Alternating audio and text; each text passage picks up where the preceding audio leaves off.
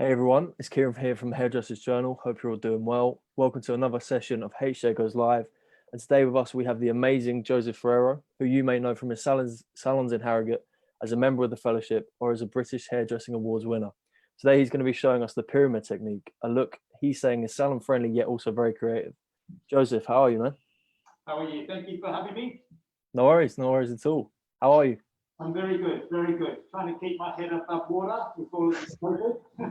Yeah, fantastic. As always, if you're watching and want to drop Joseph a question, comment below and we'll try and get around to it. But Joseph, floor's yours. Do you want to first talk a little bit about yourself and then the look that you're going to be showing us today? Okay. Well, first of all, thanks HJ for having me live today, cutting and showing my bit about my work and my salon. I'm Joseph Ferraro. I have two salons in Harrogate, and I am part of the fellowship for British Hairdressing. I'm the UK ambassador for Authentic Beauty Concept at the moment. I have won British Hairdressing Award for the North East and 8 times finalist. So all I want to show you today is I think we can learn from everyone, and I'm just going to show you a technique that I can use in the salon quite a lot. A lot of people do want creative work, but it also needs to fit the salon as well. So there's a difference between when you're doing editorial work and photographic work to sometimes salon friendly work. But we don't need to be boring with it. We can still, we can still be creative, but we still need to be careful, obviously, that the clients need to wear it every day. So the technique that I'm going to show you today, it is called the pyramid technique. It starts with, I've pre-cut some of it just because I'm not going to be able to do it within half an hour and 45 minutes. So the underneath section has been pre-cut and it's kind of disconnected from this overall section through here. You can see there's a triangular section through the back. That's where we're going to start our starting point there.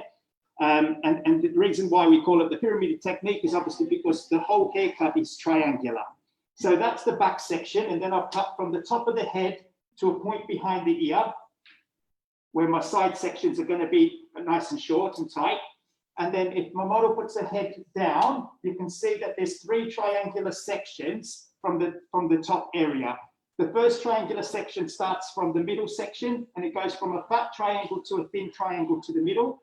And then it starts from a thin triangle to a fat triangle on the side, and the same thing on this side through here. These 2 panels here will be shorter and disconnected from this panel here. And what that does, it emphasizes the long bits, so it doesn't have to all go cropped and really short. It can have some longer panels disconnected, and the short bits give you a lot more texture. So I'm going to start, and the back section is going to be my guideline of where I'm starting. So whenever I'm cutting hair, I always look, first of all, how the model or the client wears her hair on a daily basis. There's no point being creative if the client themselves is not going to do the hair that you actually are wanting them to achieve.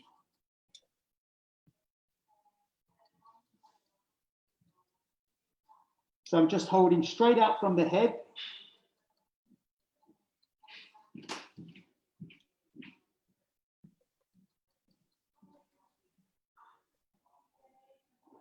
And I'm slightly pivoting around from that triangular section.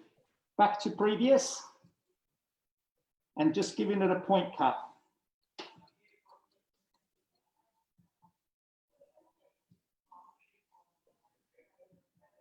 So would you recommend any certain sort of scissors for this section? Well, I've actually just bought a new pair of scissors, which I love. And the brand that I'm using is Akito, which is a Japanese brand.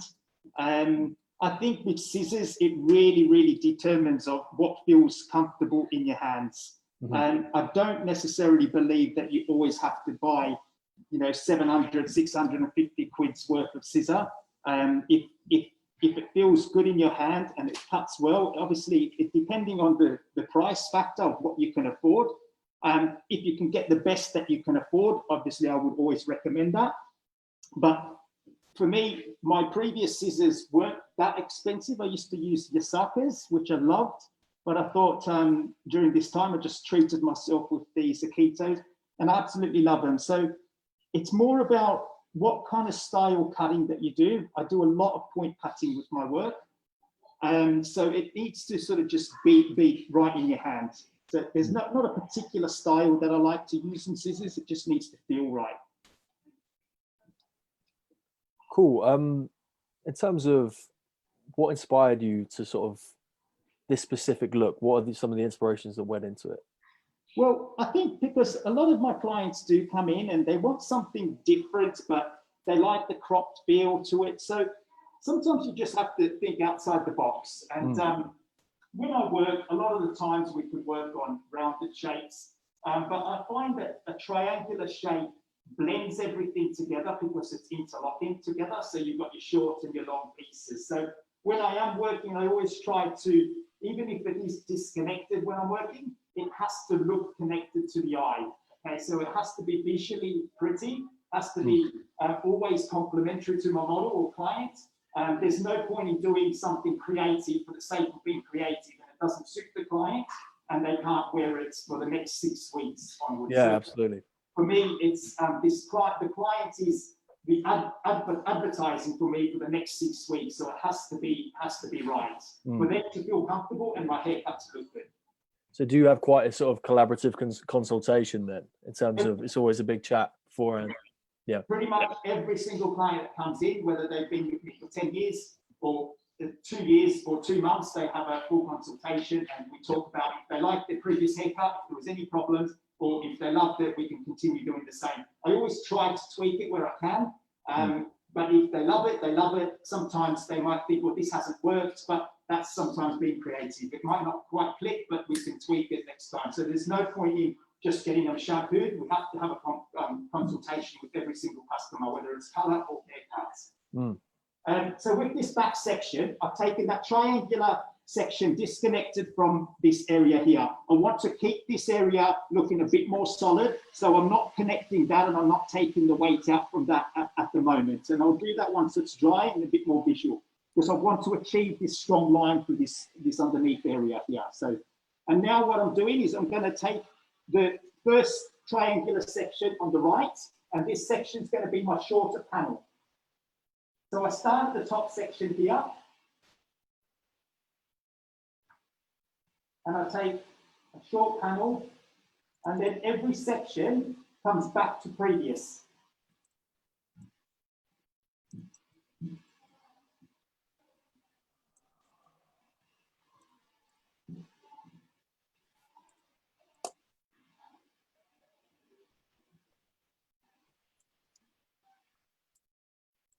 Whenever you work with a haircut, I always train my juniors or whoever I'm training, you have to keep everything very clean. The cleaner your sections, the easier it is to see your guideline and the easier the haircut is. Sometimes when I'm training, it starts being a little bit messy with the sections, and I always try to bring people back to being as clean as possible. Keep your lines very clean, so therefore you can see your haircut better. And do you believe that's something that comes with just practice, or is that a more mentality that you need to have? It will come with practice, but it has to be taught from the start. It's hard to break the mold if it hasn't been taught. So I always try from the beginning, keep the sections very clean, so then it becomes second nature. You don't really need to think about it.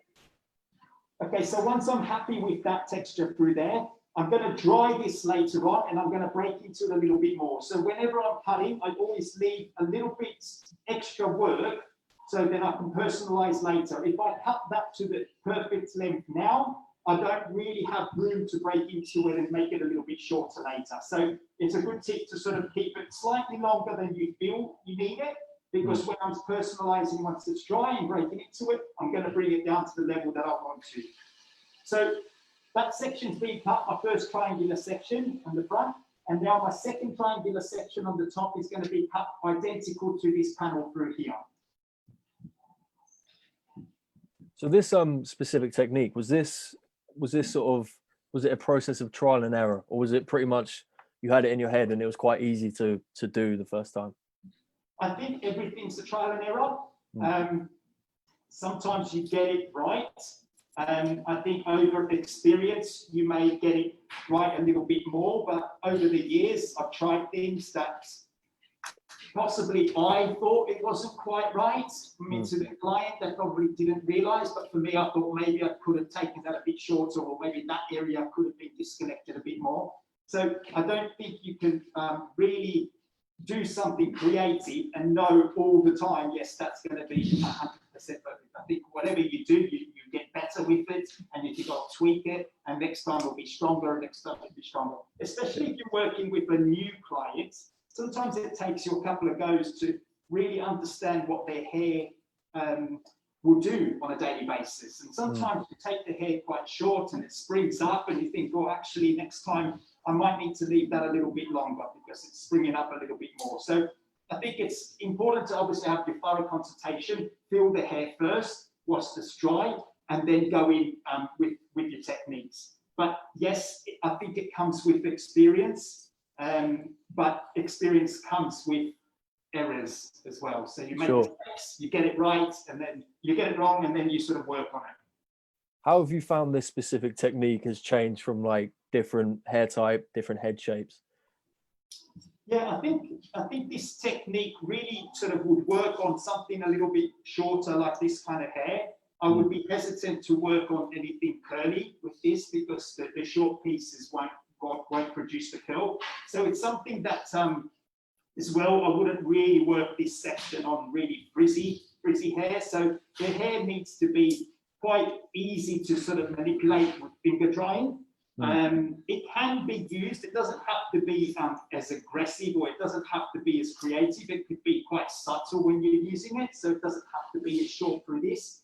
If someone does want different textures in their hair and doesn't want a crop that's just a uniform crop, this is a perfect way of achieving a really cool crop with some longer panels, but then a really cool texture. Because a lot of crops will just be uniform, everyone's following that head shape, where this is really sort of complementary.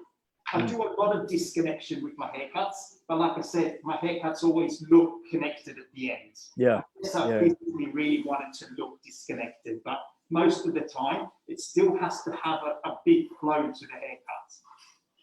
I find a lot of people will disconnect hair just again for the sake of disconnecting, and it's sort of like stop, start, when my haircuts have to have some sort of flow.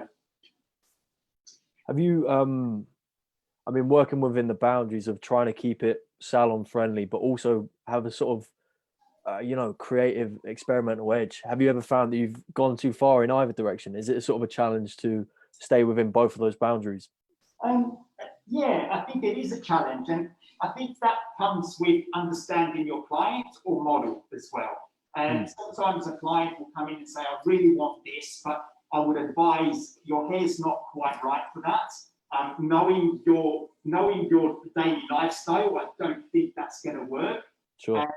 But yeah, sometimes you do something and you get a bit excited, as we're all creative, and it might sort of be pushing the boundaries a little bit for that model. But when they do come back, we can tweak it and say, okay, that was a bit too creative for me. I need to subdue this. So it's just trial and error a lot of the times. But again, that really comes with experience. Cool. So you just talk us a little bit about what you're doing at the moment. Yeah. So again, I'm just coming through my second triangular section, making sure that it replicates the first triangular section on top that I'm working with. I want these sections to be shorter than my middle section that I'm going to be going into in a minute. So this is what forms the disconnected panels. So we've got that really cool crop head hugging shape through here. And then this middle triangular section will be held slightly longer than the two side panels. And I don't know if you can kind of see now. If you visually see, there's my short panel, and then there's my long triangular section. Okay, so I'm going to leave this. I'm just going to take the ends off this, and it's going to be longer than my two side panels. And all I do is, again, I go back to previous. I work down the middle section on this triangle, back to previous, held straight up, square from the head. If you had to sort of suggest a personality type or a lifestyle type that you think this style would suit, what would you say? I would say someone that's probably, Kate would say, probably a little bit more adventurous, probably a little bit more confidence in themselves, because it's something that some people hide behind their hair, and they need a fringe or they need long hair to sort of hide from it, and that's just a confidence section. So with this haircut, it's very exposed. The fringe will be shorter, so it's someone that has to feel confident, a bit more creative in how they dress, maybe. But I think with hairdressing, I always say if the person's confident, they'll wear it well. And if they're not ready to have a short haircut, you can kind of understand from them that they're not quite ready, a little bit of questioning. And I always sort of say, maybe you're not ready to go short now, but your time will come. And I always find if they're a little bit half-hearted with it, they might not wear it well. And it's not because it doesn't suit them, it's just that their confidence isn't. Yeah. That's really interesting. So, and then that's with hair and fashion, I find. If someone's confident in wearing something a bit more edgy and they pull it off, they will pull it off better than someone's thinking, I'm just going to wear it because it's fashionable to wear it, but I really feel uncomfortable wearing it, if that makes sense. Yeah, absolutely. So for the people that maybe they say they want to go for a shorter hairstyle, but you could tell that they might be a bit nervous about it, would it be sort of a gradual transition maybe to get them into that? It would be, yes, definitely. It'd be definitely gradual. You would start off maybe with something a bit longer, but we have to be careful when we're doing something that's changing. Sometimes I would advise someone, if we're going halfway house, it's not quite going to look right. You either have to make the plunge and go for it, or you stay a bit longer and wait till you're ready for it. Sometimes halfway house is just that it's neither here or there. They're not quite long, they're not quite short, but they're just scared to go for it. And I don't think that gives.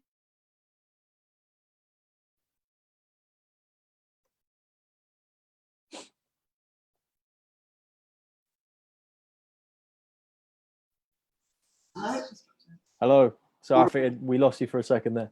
Lost you. We're back. All good. Good technology, eh? Can never predict it. Okay, so I've done my 3 panels on top. Repeating, shorter panel on the side, my 2 triangular pyramids, and the triangular section on the top is slightly longer than these 2 panels. So that gives you the disconnected. So when you're wearing it on either side, you've got the short panels. And when you want to wear it a little bit more textured, you've got the short panels that will help the long panels stick up and show texture. And I'll show you that when I'm dressing it. So through these side sections here, I'm taking these slightly shorter. Again, I've pre-cut some of it just so we're not sort of, taking so long with it. And a scissor over comb to give you that clean line.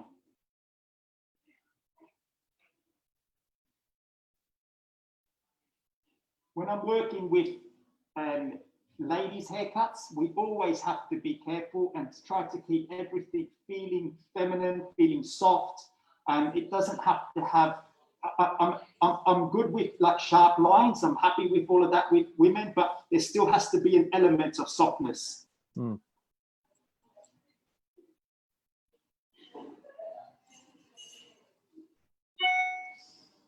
So I understand that lockdown was actually quite a pivotal point for you, saying that you sort of stepped back, gave you lots of time to think about just your overall style. And how do you think that process, and specifically sort of coming back as well, has influenced what you're doing now and all the different cuts that you've been trying recently? I don't think it's changed in an element of what haircuts that I do in the salon on a day-to-day basis, but obviously it's changed the dynamic of the team, how we run things. As a salon group, I've got about 20 people in this salon, and I can't physically have all of them in at the same time because we can't social distance. So I've had to split the team into 2. So that dynamic has been difficult because we're not, one team doesn't see the other team, and we have always been a close, quite a close team as well. So we found it quite difficult to not be able to work all together. But it is what it is, and we just have to move on with it. And we're lucky that we still have a thriving business, loyal customers, and great stylists. So in that aspect, it has changed in maybe footfall. We open 7 days now instead of 6 days. The stylists are working slightly less hours because we can't get all the hours in. So in that aspect, it has changed. I found with the haircuts, a lot of people after lockdown came back loving their long hair, so they had the ability to grow their hair, and they came back and said, "Oh, I would like to keep my hair long." Yep. The second time they come in, they want it all chopped off. They just can't do it but long. It's taking them too long. So, so that's been a difference. I found the first time we're kind of tidying up, the second time we're cutting quite a lot off. Yeah, that's really interesting. So again, I'm coming through this panel through the side here, and I'm just taking this area nice and neat, just scissor over combing. And that's a point just behind the ear, not too far back because I want to keep that heaviness.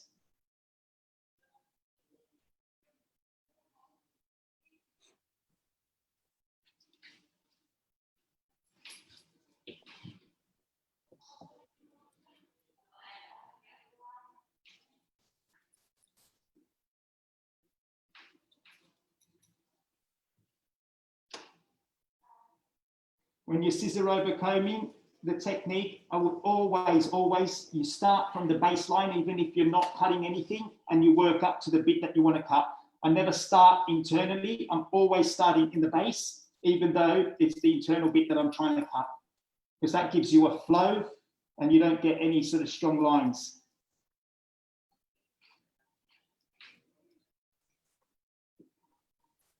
This interest in trying to bring a creative sort of twist to salon friendly looks, where do you think that sort of originated for you?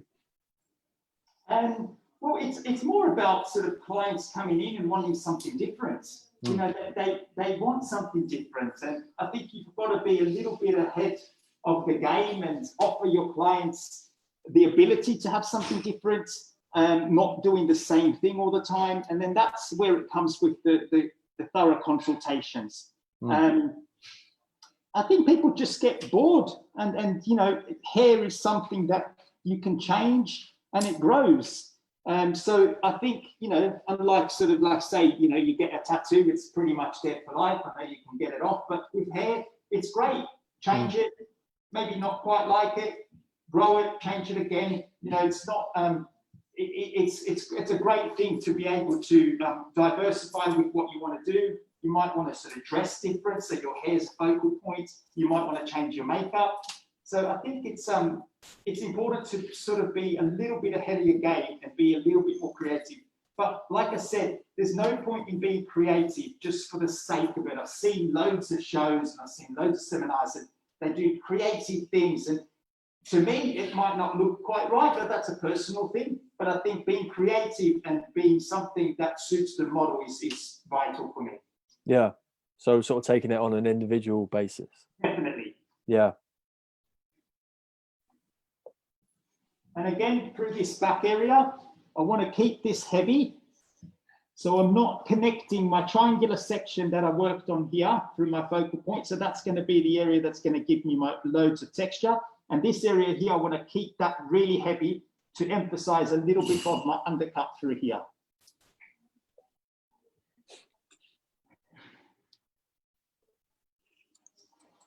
Just copy it down for me. Thank you.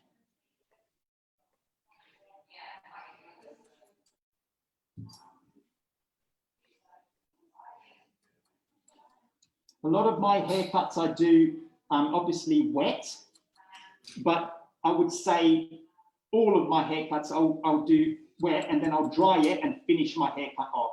I very rarely allow my clients to go home with just a wet haircut. Actually, I don't allow it really in the salon. If they can't have it dried, then there's no point, because I can't really check my haircut and thoroughly work in the texture.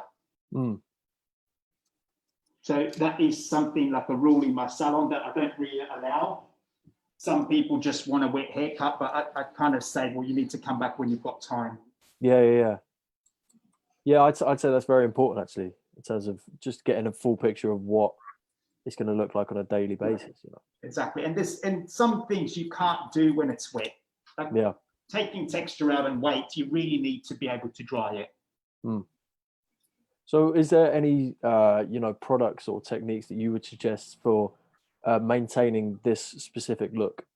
Well, I'm tending to use the Authentic Beauty Concept range. So Mhm. I would start with the shaping cream and like a hydrating spray.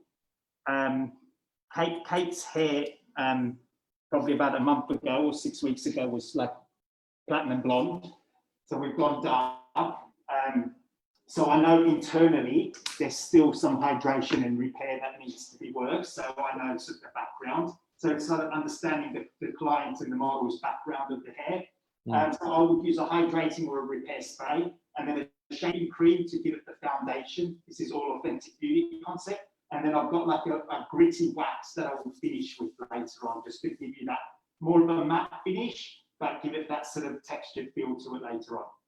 So I'm gonna dry it now, and then you're gonna start seeing it come to shape. And then the fringe and the front area, I'm gonna do all dry and sort of break into it, slice into it. Fantastic. So that's the stuff I would use as a spray conditioner.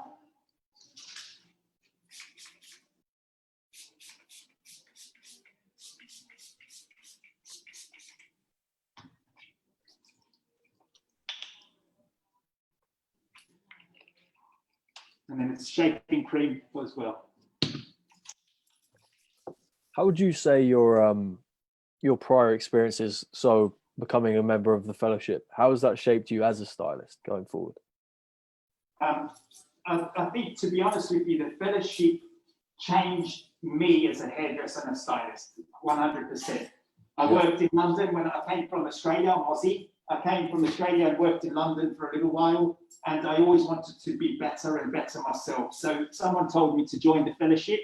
I joined the fellowship, and that was it. I kind of made the FAME team in 2011, and that definitely changed my career, of who I met, who my mentors were, and the people that I liaised with and got inspiration from. So that elevated my career to be able to want to push into doing British Hairdressing Awards, winning those competitions, and just being amongst the best of the best. It makes you want to be better.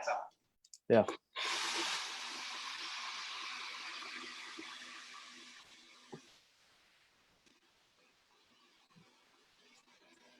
So a lot of this I'm going to finger dry. I don't really need to do much brush.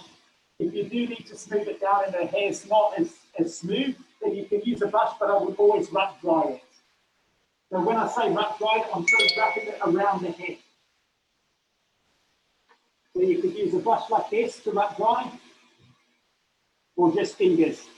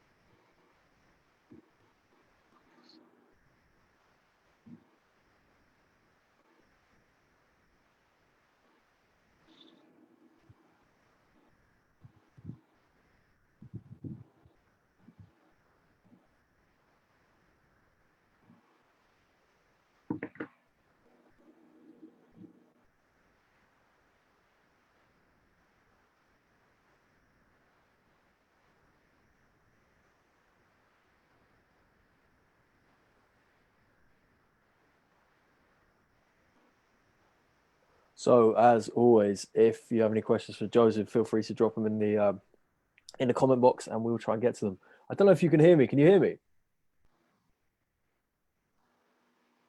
Say that again. I was just asking if you could hear me. Yeah, I can hear. Okay. What's something that's going on in the industry right now? So that could be a person, a style, a trend that's really exciting you, sort of caught your eye at the moment. I think a lot of people at the moment I find are going for these really sharp mid-length, not quite short bobs, but sort of below their necks, that are really quite sharp, and it really emphasizes their look. It's quite a strong, powerful feel. And I do feel a lot of, I know we've gone into sort of like these really strong blondes in the past, but I do feel that there's a move towards the darker side a little bit, and the more richer sides, with the sort of the rich chocolates and the auburns and things like that. So a bit more punchy hair as well, rather than the slate greys that have been really popular in the years before.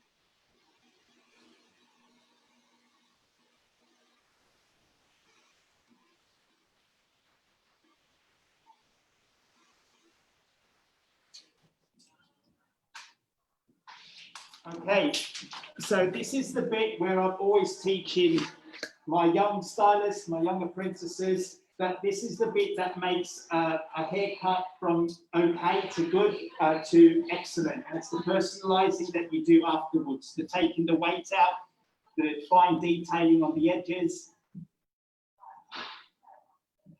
And this is something that it's hard to teach, because I think it comes from within, of how you see something rather than someone else's eye seeing something. And I don't think there's a right or wrong, but it's just an individual aspect of cutting hair. So we've had a couple questions from the comments here. This is from Julie. She said, could you use a clipper over comb instead of your scissors, or would you end up with a strong cutting line? And I think that, again, it's personal. I personally think clippers sometimes is a bit harsher, a bit stronger. So sometimes I could use clippers, but most of the time I'll use scissors. And sometimes I'll even use the texturizing shears, like the thinning scissors, to go over that, because it gives it a bit more of a velvety feel and a softer feel, rather than a strong, harsh feel to it. So again, when I'm working more with women, I still want an element of softness rather than a harsh clipper look. I'm not saying it's wrong, but I personally would always use scissors to be a bit softer. Cool. And a question from Angela. She says, what ideas for color techniques would be recommended for this haircut? Again, this client here was platinum blonde. We changed it to a darker hair, and we put some subtle pieces in there. I think it'll be hard to see in camera, but the subtle pieces, and when you're working with a textured haircut like this, pieces would work and emphasize the texture. When you have a global color, you can still see the texture, but you won't see as much as if there's different highs and lows within the haircut. Yep. So I'm going to work on the fringe now, and I really want this area to be very disconnected. So I'm point cutting in the bits that I really want.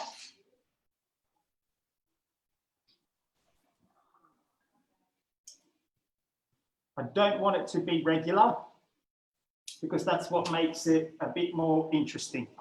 I would point cut, or I would pinch and slice. So again, this is what I was saying. I think you need someone that's quite confident in wearing this kind of look, because it's very exposed through the front. It's not something that they can hide behind the fringe or long layer.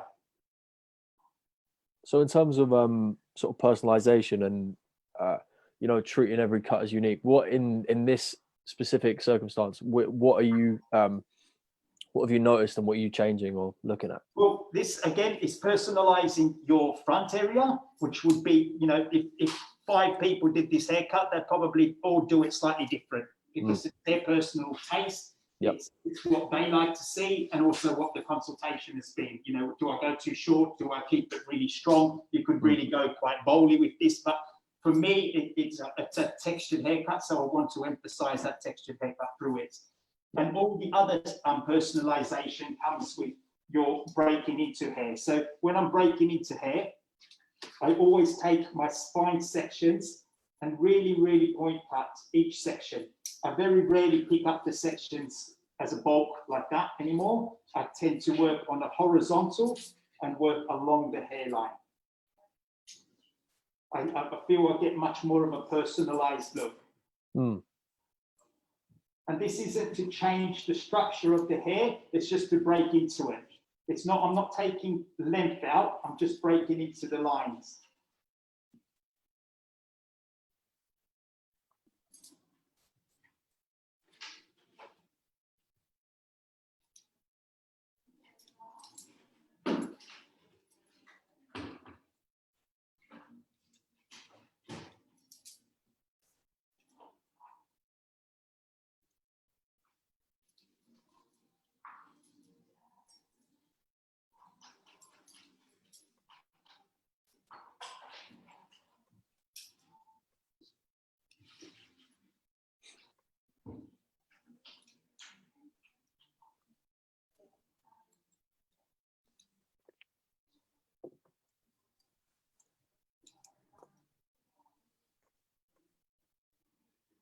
Sometimes with the personalization, I could spend, you know, a good 10-15 minutes just personalizing the hair, tweaking it. This is where my clients start getting a bit nervous, thinking I'm taking too much out, but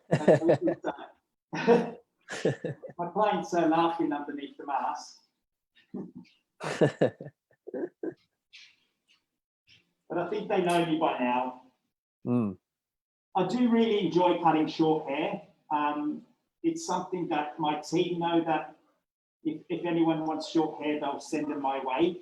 I like cutting long hair, but I find short hair, you can just be a little bit more creative with it. How important is collaboration with your team?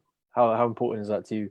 Very, very. My team are everything. I feel you can't know it all. There's strengths within different parts of your team.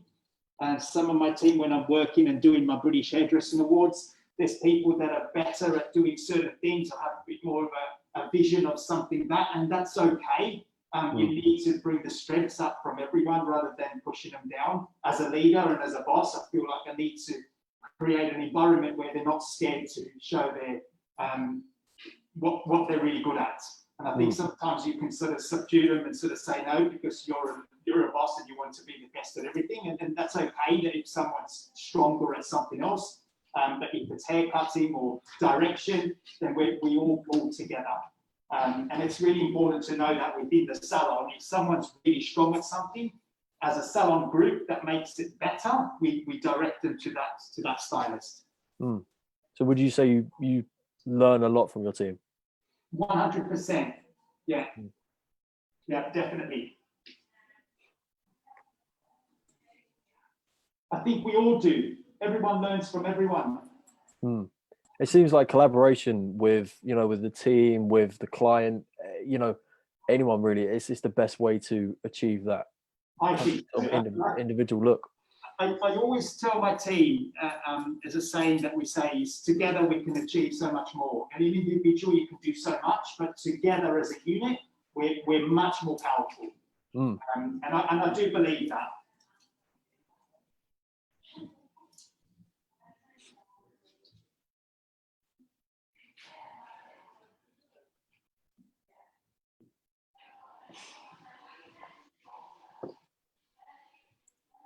So could you just quickly run us through what you're doing at the moment? So now I'm just personalizing this fringe. I'm point cutting in the sections. I'm making some bits really choppy short, but I'm keeping these long pieces just to give it that 3-dimension through there. So when I'm using the wax later, you'll start seeing it sort of pop to life. I come through and really slice it so it just sits a bit flatter.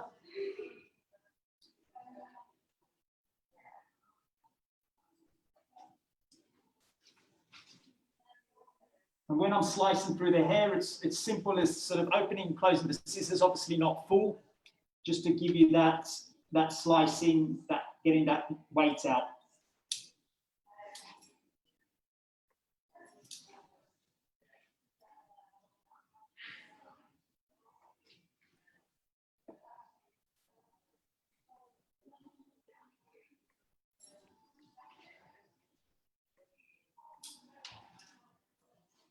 So I'm just going to recap on my haircut before I dress it through.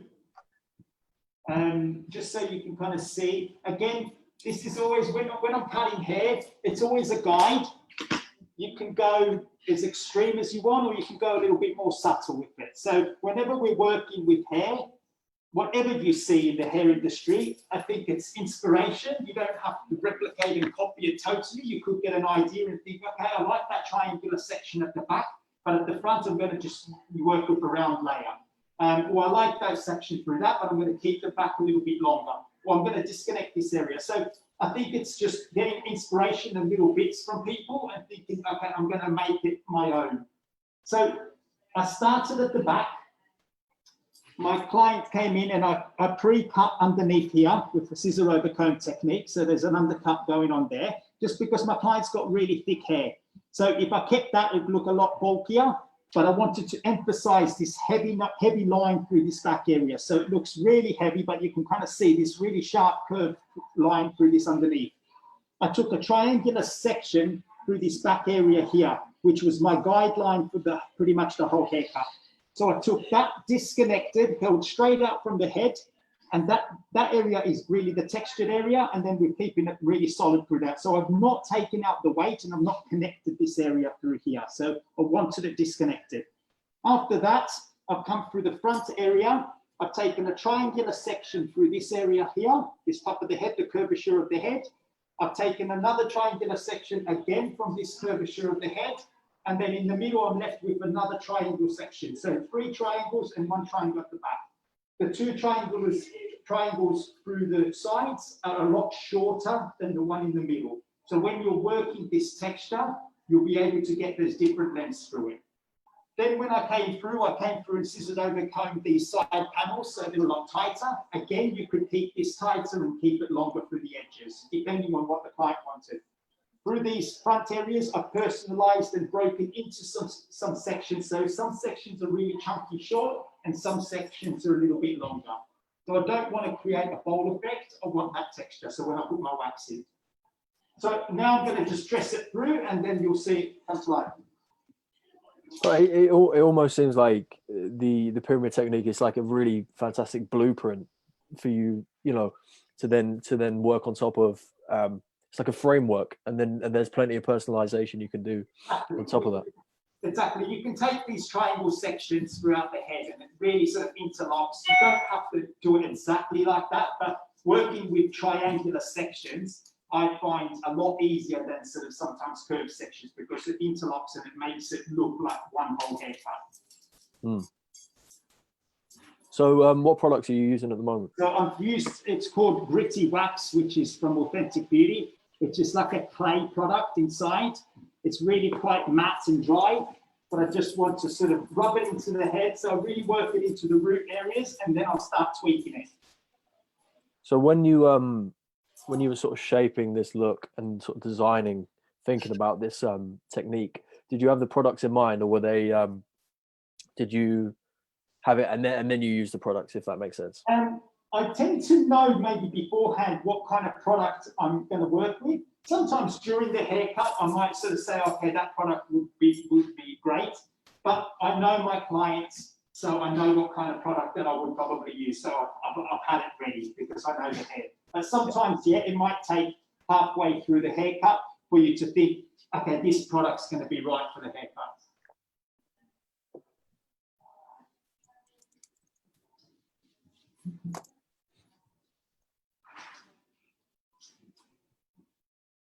And then it's just quite cool. If you're doing a photo shoot with this, sort of what you can do when I'm doing photographic work, it just comes to life if you've got these little bits that pop out. So it's not too flat for the client.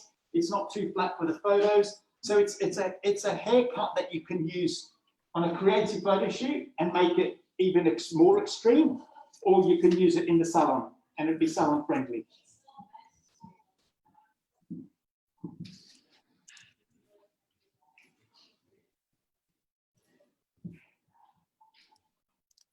Okay, so that's a 360 of it. You can kind of see the texture and the loads of texture at the back here. You've got the shorter panel through this area, but that kind of really strong through here.